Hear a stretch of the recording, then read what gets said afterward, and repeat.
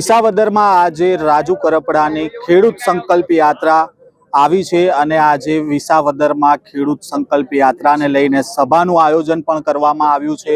રાજુ કરપડાના સમર્થકો છે તે પણ અહીંયા આવી પહોંચ્યા છે। સીધી તેમની સાથે વાતચીત કરીશું। આજે રાજુભાઈની સભા છે તે વિસાવદરમાં યોજાવાની છે। વિસાવદર ગઢ છે તે ગોપાલ ઇટાલિયાનો માનવામાં આવે છે। શું કહેશો સૌથી પહેલા? વિસાવદર એ હકીકતમાં તો ખેડૂતોનો ગઢ છે। કોઈ વ્યક્તિ એમ કહેતો હોય કે આનો ગઢ છે, પેલાનો ગઢ છે, કારણ કે વિસાવદર એવી ભૂમિ છે જે પ્રથમ ચૂંટણી થઈ ત્યારે જે નાગોરી લઘુમતીમાંથી બેન હતા ત્યાંથી ચૂંટાઈને ભૂપત ભાયાણી અને ગોપાલભાઈ, એટલે મૂળ કહેવા જઈએ તો વિસાવદર છે ને એક કિસાનોનો ગઢ છે, ખેડૂતોનો ગઢ છે। અને એની અંદર રાજુભાઈ કરપડા કિસાન સંકલ્પ યાત્રા લઈને નીકળ્યા છે, એટલે ખૂબ મોટી સંખ્યામાં રાજુભાઈને ખેડૂતોનું સમર્થન છે। એક એવી પણ વાત સામે આવી છે કે અહીંયા સભામાં લોકો ન પહોંચે એ માટે આમ આદમી પાર્ટી પણ મેદાને આવી છે, એ વાતની શું હકીકત? જો આમાં તો ખેડૂતોએ કોઈની ગરાશ નથી। ગુજરાતની અંદર કોઈ પણ માણસ ખેડૂતોના પ્રશ્નો માટે આંદોલન કરી શકે, લડી શકે, એના પ્રશ્નના નિવારણ માટે પૂરી તાકાતથી જે લડતો હશે એને ખેડૂતો સમર્થન આપશે। આજે સમગ્ર સૌરાષ્ટ્રની અંદર જે રાજુભાઈની કિસાન સંકલ્પ યાત્રા નીકળી છે તો તમામ જગ્યાએ ખેડૂતો ખૂબ ઉમળકાથી સ્વાગત કરે છે।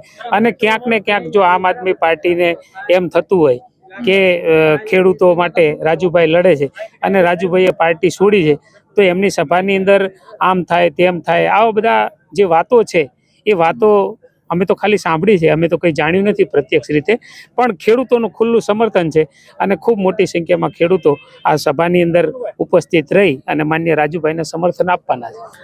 પણ જ્યારે રાજુભાઈ આમ આદમી પાર્ટી છોડી ત્યારે એમના ઉપર ગોપાલભાઈ હોય કે આમ આદમી પાર્ટીના નેતા હોય અનેક પ્રકારના આક્ષેપ થયા, દબાણમાં આવી ગયા, એવી વાતો પણ થઈ કેસને લઈને। ત્યારે તમે રાજુભાઈના સમર્થક છો, તમે વિસાવદરમાં આવ્યા છો, તો શું જવાબ આપશો?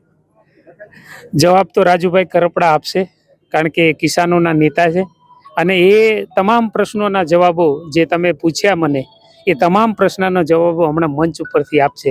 એટલે મને લાગે છે કે એવી કંઈ ઉતાવળ કરવાની જરૂર નથી, પણ એટલું ખરું કે આમ આદમી પાર્ટીના દાંત છે દેખાવાના અને ચાવવાના અને દેખાડવાના જે જુદા જુદા છે એનો પર્દાફાશ રાજુભાઈ કરપડા કરશે। બીજા સમર્થકો છે તેમની સાથે પણ વાત કરીએ। આજે વિસાવદરમાં સભાનું આયોજન છે, શું કહેશો પહેલા? જે રાજુભાઈ ખેડૂત સંકલ્પ યાત્રા લઈને નીકળ્યા, રાજુભાઈ પેલા ખેડૂતના દિલમાં હતા, હવે ખેડૂતો રાજુભાઈના દિલમાં છે। રાજુભાઈ જે નિર્ણય લે છે અને આ એમનું એક સપનું છે ખેડૂતોને સમૃદ્ધ કરવાનું અને દેવા માફીની એક યોજના ટૂંક સમયમાં સરકાર પાસે જે કાંઈ માગણી છે એ સરકાર પાસે કરશે।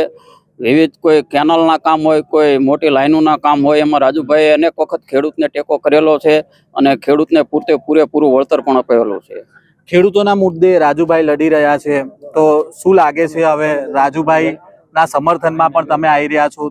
ખેડૂતના જે મુદ્દા છે એમાં રાજુભાઈ કેટલા સફળ થશે જે લઈને નીકળ્યા છે? ખેડૂતોના મુદ્દે તો પેલા પ્રથમ જો તુલસીશ્યામ તીર્થધામ જે કહેવાય છે, જે જંગલની મધ્ય વશમાં આવેલું છે, તો ત્યાંથી જ રાજુભાઈ કરપડાએ યાત્રાનું પ્રસ્થાન કર્યું। તો જંગલની મધ્ય વશમાં ખેડૂતો કે જે 3000ની સંખ્યામાં ખેડૂતો ત્યાં ઉપસ્થિત રહ્યા જંગલની વિસ્તારમાં, અને ત્યારબાદ પછી સાવરકુંડલા છે, ત્યારબાદ અહીંથી 150 ટ્રેક્ટરની રેલી જે છલાળામાં જોવા મળી। ખેડૂતોનો એકદમ ઉત્સાહ રાજુભાઈ તરફથી જોવા મળી રહ્યો છે।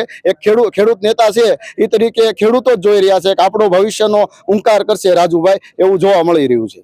અત્યારે કમોસમી વરસાદ પણ થયો, ખેડૂતોને ફરીથી જે તૈયાર પાક હતો એ ફરીથી ધોવાયો છે, તો હવે શું લાગે છે આ મુદ્દે પણ હવે લડત ચલાવવાની જરૂર છે કે પાકનું વળતર મળે?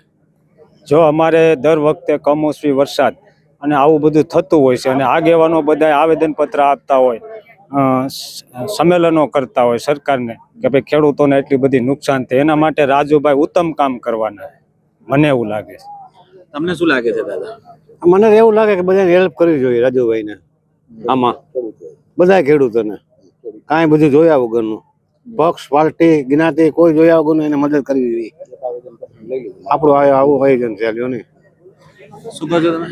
કાલે રાજુભાઈએ તાત્કાલિક જે આ જિલ્લામાં બગસરા છે કે અમરેલી જિલ્લામાં અમુક તાલુકામાં જે કમોસમી વરસાદ થયો, તો એની યાત્રા ચાલુ હતી સાવરકુંડલા, કમોસમી રાત્રે વરસાદ થયો, તો યાત્રાની વચ્ચે રાજુભાઈ કરપડાએ તાત્કાલિક અમરેલી જિલ્લા કલેક્ટરને પોતાનું જે કમોસમી વરસાદ થયો છે, ખેડૂતોને જે પાક છે, ઊભો પાક જે હતો એને નુકસાન થયું છે, તાત્કાલિક એને આવેદનપત્ર આપી અને તાત્કાલિક જ રજૂઆત કરી કે ભાઈ આ લોકોનું સર્વે કરાવી અને અમને વળતર આપો. પેલી રાજુભાઈ શરૂઆત કરી આવેદન પર, બાકી પછી બધા લોકોએ કે નેતાઓએ પછી શરૂઆત કરી. પહેલા રાજુભાઈ કલેક્ટર કચેરીને આવેદનપત્ર આપીને શરૂઆત કરી ખેડૂતોના હિતમાં. પણ એવી વાત જે એમના પર આક્ષેપ થાય છે કે એમને જેલથી ડરી ગયા અને એટલે છોડી દીધી, તો તમને શું લાગે છે સમર્થક તરીકે રાજુભાઈ ડરે એવા છે? નહીં, રાજુભાઈ ડરે એવા નથી. ખેડૂતોના નેતા છે, એ કોઈ ડરે એવું માહોલ જ નથી. એ તો અડધી રાતનો હોકારો છે ખેડૂતોનો, અને કોઈ પણ પ્રશ્ને અડધી રાતે ખેડૂતોનો ફોન ઉપાડી અને જવાબ આપે છે. તો જ ખેડૂતો અત્યારે પોતાના જે અત્યારે કમોસમી વરસાદનો માહોલ જેવી સ્થિતિ છે, તો એ પોતાની વરસાદની માહોલની પોતાનો પાક અત્યારે બગડી રહ્યો છે. ખેડૂતો